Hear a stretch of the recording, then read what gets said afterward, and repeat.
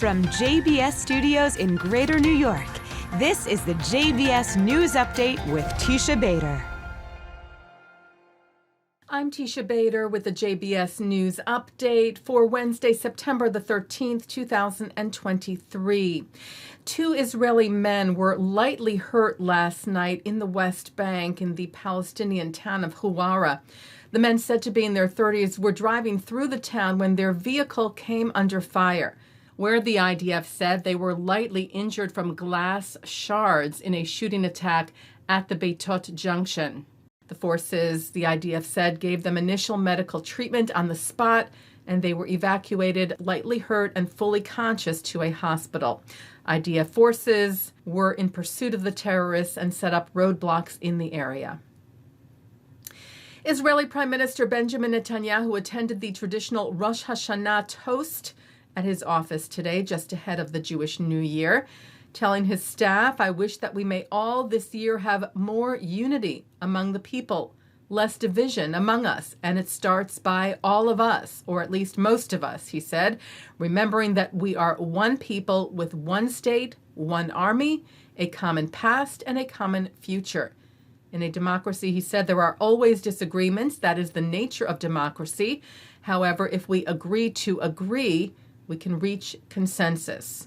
This, he said, is our aspiration. I think that it is possible.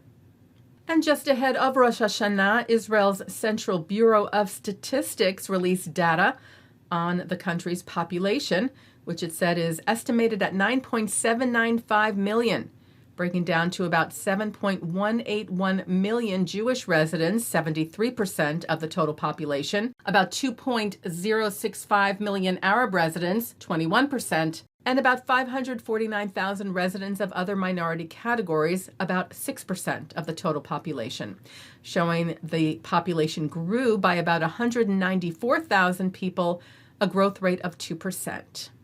The Anti-Defamation League published its annual assessment of anti-Israel activism on U.S. college campuses today, showing 665 campus anti-Israel incidents occurred during the 2022-23 academic year. There were no instances of physical assault, 9 instances of vandalism, 24 instances of harassment, which was up a bit from last year's numbers, 303 events, 326 protests and actions, a sharp increase from last year, and 3 BDS resolutions, a significant drop from last year. The report noting that many, but not all incidents may be characterized as anti-Semitic, and saying that the overall increase in anti-Israel incidents is likely due to various factors, including continued momentum building in the anti-Israel movement generally. While assaults and vandalism dropped, the ADL noted the small increase in harassment could suggest that campus activists are becoming emboldened in other ways. CEO of the ADL, Jonathan Greenblatt, said ADL will work with our partners, including Hillel International and the Jewish fraternity AEPI, to ensure that campuses are welcoming spaces for Jewish students. Well, Israel's National Library is finally opening at its new location coming up next month. The former building was on the Givat Ram campus of Hebrew University in Jerusalem. The new location is in the city's Museum Mile, across from the Knesset and Israel Museum. The Times of Israel reports the state-of-the-art 495,000 square foot building has 11 floors, designed to look like a giant opened book. And it houses more than 4 million books, historical newspapers, photographs, archives, musical recordings, and more, with beautiful reading rooms, a 480-seat auditorium, an education center, restaurant, cafe, and bookstore. The library, in the process of moving all of its books to the new location, shared photos of the last time it moved to the Givat Ram campus back in 1960.